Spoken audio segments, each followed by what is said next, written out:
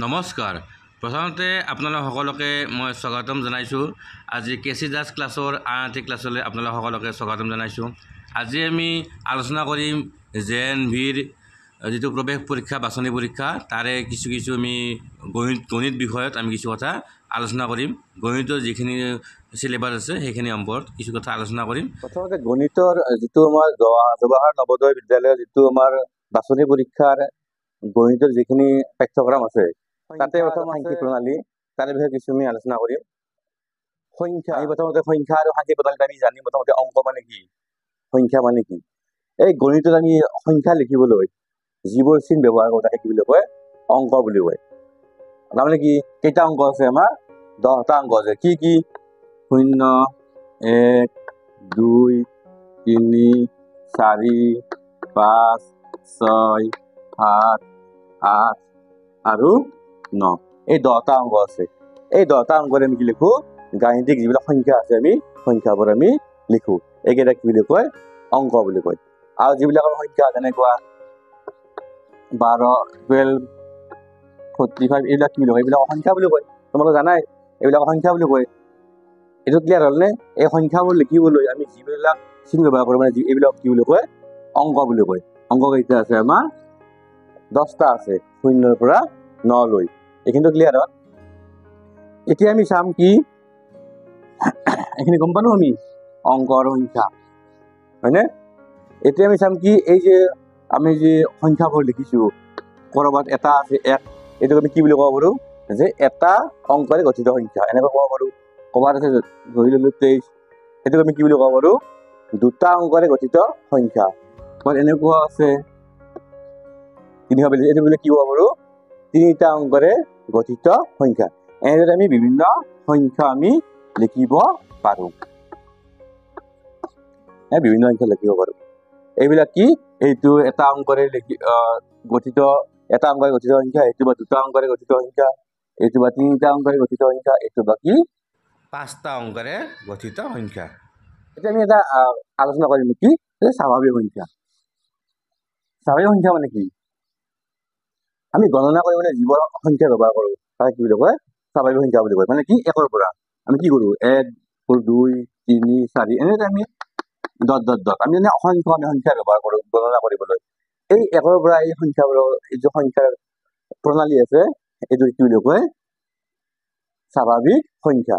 1ৰ পৰা অসংখ্য এনে আমি লিখি থাকিলে শেষ নহব, এইটো কি বুলি কয়, স্বাভাৱিক সংখ্যা। আৰু এই স্বাভাৱিক সংখ্যা আগত যদি শূন্যটো লগাই দিওঁ তেতিয়াহ'লে এইটো কি বুলি ক'ব, পূৰ্ণ সংখ্যা। এইটো কি বুলি ক'ব, পূৰ্ণ সংখ্যা। আমি এতিয়া কি পালো, আমি আমাক যদি প্ৰশ্ন সোধে যে আটাইতকৈ সৰু স্বাভাৱিক সংখ্যা কি বুলি কওঁ আমি, 1। আটাইতকৈ সৰু স্বাভাৱিক সংখ্যা কি, 1। আটাইতকৈ ডাঙৰ স্বাভাৱিক সংখ্যা আমি ক'ব নোৱাৰো, যিমান ইচ্ছা আমি সিমান লিখি দিব পাৰো। আমি আটাইতকৈ সৰু স্বাভাৱিক সংখ্যাটো ক'ব পাৰো 1 বুলি, কিন্তু আটাইতকৈ ডাঙৰ স্বাভাৱিক সংখ্যাটো আমি কি ক'ব নোৱাৰো, সেইটো অসংখ্য হ'ব। তাৰোপৰি আমাক যদি সোধে যে আটাইতকৈ সৰু পূৰ্ণ সংখ্যাটো কি, আটাইতকৈ সৰু পূৰ্ণ সংখ্যাটো কি, 0। কি 0। আৰু আটাইতকৈ ডাঙৰ পূৰ্ণ সংখ্যাটো আমি ক'ব নোৱাৰো। এই কথা ক্লিয়াৰ হ'লে এইখিনি তোমালোকে বুজি পালানে, যে আটাইতকৈ সৰু স্বাভাৱিক সংখ্যা কি 1 আৰু আটাইতকৈ সৰু পূৰ্ণ সংখ্যা কি 0। বুজি পালা স্বাভাৱিক সংখ্যা আৰু পূৰ্ণ সংখ্যা কি। এতিয়া আমি আৰু আকৌ প্ৰথমলৈ যাম। আমি প্ৰথমে কি আলোচনা কৰিলো, যে এটা অংকৰে লিখিব পৰা 2টা অংকৰে লিখিব পৰা সংখ্যা। এইটো কি, এইটো এটা অংকৰে লিখা সংখ্যা, এইটো হ'ল 2টা অংকৰে লিখা সংখ্যা, 2টা অংকৰে গঠিত সংখ্যা। এনেকৈ যদি আমি চাওঁ এটা অংকৰে আমি কিমান লিখিব পাৰিম, এনেকৈ লিখি 9 লিখিব পাৰিম। 9 2 8 9। তাৰপিছত আমি যদি লিখো কি লিখিম, কি আহি যাব, 10 আহি যাব। মানে কি 9তকৈ আৰু আমি এনেকুৱা এটা সংখ্যা নাই যিটো আমি এটা অংকৰে লিখিব পাৰো। মানে কি 9টো হ'ল আটাইতকৈ সংখ্যা ডাঙৰ সংখ্যা। 9টো হ'ল কি এটা অংকৰে লিখিব পৰা কি আটাইতকৈ ডাঙৰ সংখ্যা। আৰু 1টো কি এটা অংকৰে লিখিব পৰা আটাইতকৈ সৰু সংখ্যা। 9ত আমি কি পালো, 10 পালো। আৰু এনেকৈ যদি আমি লিখি যাওঁ কি পাম, 10 11 10 11 12 এনেকৈ লিখি 89 আৰু লিখি 98 99 লিখিলো। 99 পিছত কি আহিব, 100। 99 পিছত কি আহিব, 100 আহিব। 100 মানে 100 আহিব।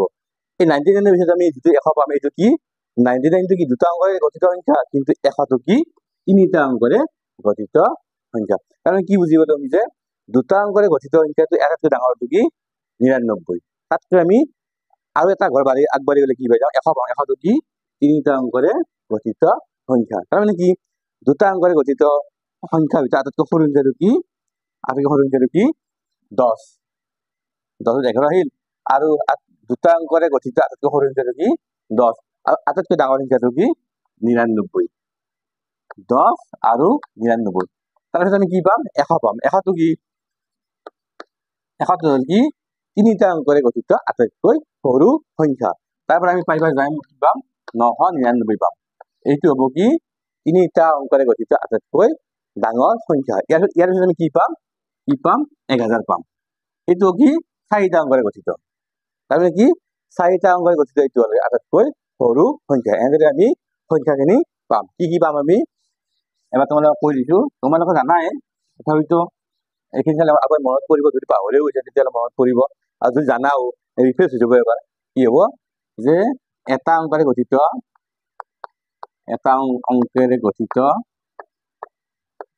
সৰু সংখ্যা হ'ল 1, ডাঙৰ হ'ল কি 9। দুটা অংকৰে গঠিত সৰু কি হ'ব কি 10, ডাঙৰ কি হ'ব 99। তিনিটা অংকৰে কি হ'ব সৰু কি হ'ব কিমান হ'ব 100, ডাঙৰ কি হ'ব 999। এনেকৈ চাৰিটা অংকৰে গঠিত হ'লে কি হ'ব সৰুটো কি হ'ব 1000, ডাঙৰটো কি হ'ব 9999। এনেকৈ পাঁচটা অংকৰে হ'লে কি হ'ব, পাঁচটা অংকৰে গঠিত হ'লে সৰুটো হ'ব কি 10000, আৰু ডাঙৰটো কি হ'ব 99999। এনেকৈ আমি বঢ়াই বঢ়াই 6টা অংকৰে ওলাব, 7টা অংকৰে ওলাব। এনেকৈ এইখিনি আমি জানিলো। তোমালোকে জানাই, তথাপি এবাৰ মই কি কৰিলো মনত পেলাই দিলো। ইয়াৰ পিছত আমি অলপ সদৰকে কৰি যাম এই গণিতৰখিনি। তাত আমি অংক কৰিম। এতিয়া আমি অলপ বুজিব চেষ্টা কৰিছো কি কি আছে চিলেবাছত। তাৰপিছত আমি কি কৰিম ইয়াৰ লগত জড়িত কিছু অংক আমি প্ৰশ্নকাকতত অহা অংক, আগৰ পৰীক্ষাবোৰত অহা অংক, নতুবা নতুন নতুন অংক কিছুমান আমি সমাধান কৰিবলৈ চেষ্টা কৰিম। প্ৰথমতে আমি অলপ অলপ বুজি লৈছো। তাৰপিছত কি আছে আসন্ন মান।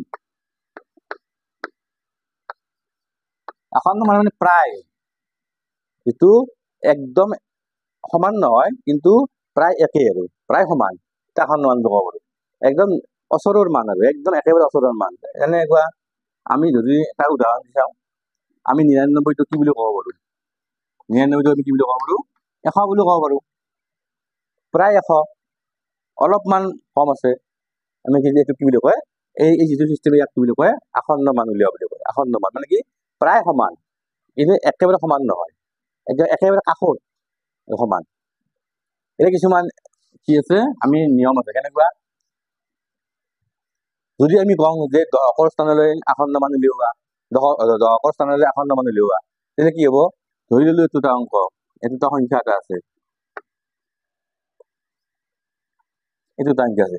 ইয়াক যদি কওঁ যে এইটো দশকৰ স্থানলৈ আসন্ন মান উলিওৱা, তেতিয়া আমি কি কৰিম, তেতিয়াহ'লে আমি একক স্থানৰ অংকটো চাব লাগিব। যদি এইটো পাঁচতকৈ সৰু হয় তেতিয়াহ'লে একো যোগ নহয়, ডাইৰেক্ট গুচি যাব, এটা শূন্য হৈ যাব।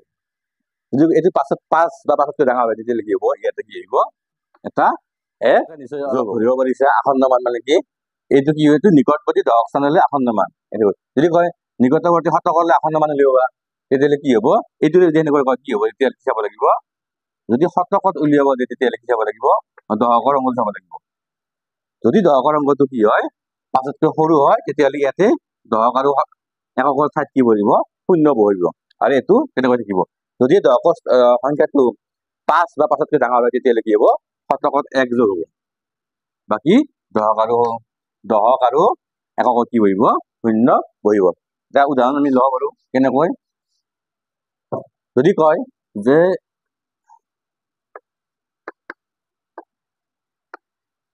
এই 35481 সংখ্যাটোৰ নিকটৱৰ্তী শতকলৈ কি উলিওৱা, আসন্ন মান উলিওৱা, তেতিয়া আমি কি কৰিম, যদি শতকলৈ উলিয়াব দিয়ে তেতিয়াহ'লে কি কৰিম, দশকৰ স্থানলৈ চাম।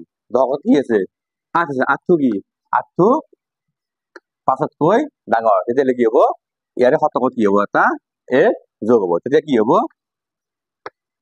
3 5 শতকত কি হ'ব 5 আৰু 10ৰ এককত কি হ'ব 0 0। এইটো হ'ল এই সংখ্যাটোৰ নিকটৱৰ্তী শতকলৈ আসন্ন মান, নিকটৱৰ্তী শতকলৈ আসন্ন মান হলে এনেকুৱা হ'ব। যদি এইটো সংখ্যাৰে কয় নিকটৱৰ্তী দশকলৈ আসন্ন মান, দশকলৈ নিকটৱৰ্তী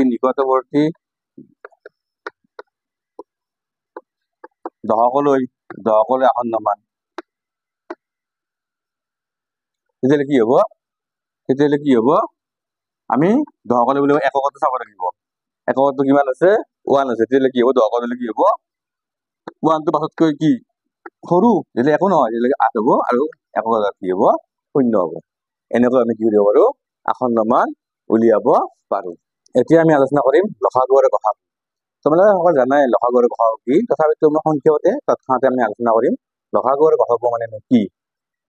তাৰপিছত আমি পৰৱৰ্তী ক্লাছত আমি অংকবিলাক কৰিব চেষ্টা কৰিম। আজি আমি এতিয়া আলোচনা কৰিম লসাগু আৰু গসাগু মানে কি। লসাগু আৰু গসাগু কাৰ লগত জড়িত, উৎপাদক আৰু গুণিতকৰ লগত জড়িত। আমি চাওঁ কি ধৰি ললো 4 উৎপাদক কি হয় আমি জানি সকলে, তথাপিতো এবাৰ মনত পেলাই দিছো।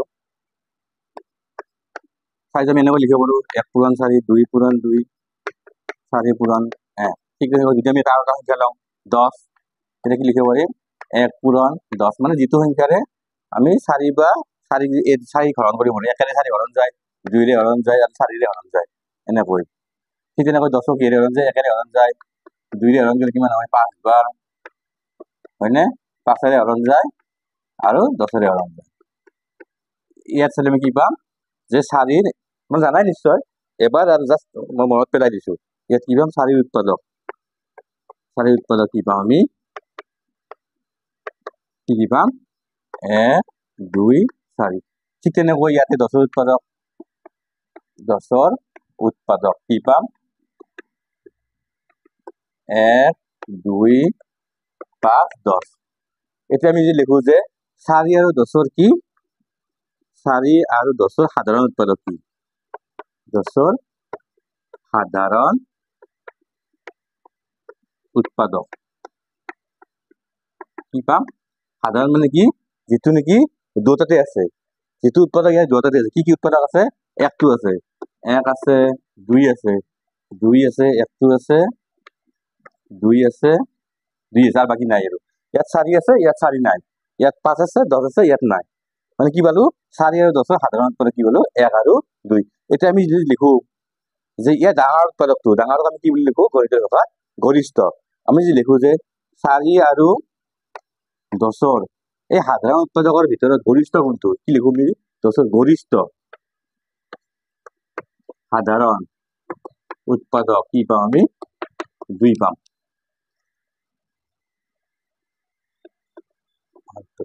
এই গরিষ্ঠ সাধারণ উৎপাদক আমি যখন লিখো গ সা আউ, আমি যখন এই গহাগু মানে হল এইটো, গহাগু মান কি পাম 2 পাম। আমি এনেকৈ কি এটা বুজিব পাৰো যে গহাগু কেনেকৈ আহিল, গহাগু মানেনো কি আমি এইটো নিয়মৰ দ্বাৰা আমি বুজিব পাৰো। মই ভাবো আৰু এইটো নিয়ম মোৰ ভাল লাগে গহাগুটো কনচেপ্ট দিয়াৰ কাৰণে তোমালোকক। এইটো কৰা নিয়ম যদি নহয়, এইটো বহুত দীঘলীয়া নিয়ম, কিন্তু এইটো দি আমি কি কৰিব পাৰো গসাগু মানেনো কি সেই ধাৰণাটো আমি আলোচনা কৰিলো। সেইটো নিয়মেৰে আমি কি ধুনীয়াকৈ গসাগু মানে কি আমি বুজাব পাৰো। এতিয়া আমি আলোচনা কৰিম কি লসাগু। লসাগু মানেনো কি, আমি ধৰি ললো যে 2ৰ গুণিতক বুলিবলৈ কি বুজি পাওঁ আমি যে 2 ভাগখন জানে 2 লগত কিবা সংখ্যা এটা পূৰণ কৰি যিটো পূৰণ ফল পাম সেইটো গুণিতক। যেনেকুৱা 2 1 গুণ 2, 2 2 গুণ 4, 2 3 গুণ 6, 2 4 গুণ 8, 2 5 গুণ 10, 2 6 গুণ 12, 2 7 গুণ 14, 2 8 গুণ 16, 2 9 18 এনেকৈ আমি পাই থাকিম, অসংখ্য পাই থাকিম এনেকৈ। ঠিক তেনেকৈ আমি 3 উলিয়াও, 3ৰ গুণিতক কি পাওঁ আমি 3 1 গুণ 3, 3 2 গুণ 6, 3 3 গুণ 9, 3 4 গুণ 12, 3 5 গুণ 15, 3 6 গুণ 18 এনেকৈ আমি অসংখ্য আমি গুণিতক পাম। এইখিনি কি বুলি কয় গুণিতক বুলি কয়। এইটো হ'ল 2ৰ গুণিতক আৰু এইটো 3ৰ সাধাৰণ গুণিতক। কি হব 2 আৰু 3 সাধাৰণ গুণিতক, সাধাৰণ দুটাতে আছে কি হব 6 12 18 ইত্যাদি ওলাই থাকিব। এতিয়া বস্তু 6 আমি কিহৰটো কি বুলি কওঁ গণিত ভাষাত লঘিষ্ঠ বুলি কওঁ আমি কি লিখিব পাৰো 2 আৰু লঘিষ্ঠ সাধাৰণ 2 আৰু 3 লঘিষ্ঠ সাধাৰণ গুণিত 6 তাৰমানে কি লঘিষ্ঠ লসাগু সাধাৰণ ৰেখা মানে লসাগু সমান কি 6 এনেদৰে আমি কি লঘিষ্ঠ সাধাৰণ গুণিত লসাগু ধাৰণাটো আমি ল'ব পাৰো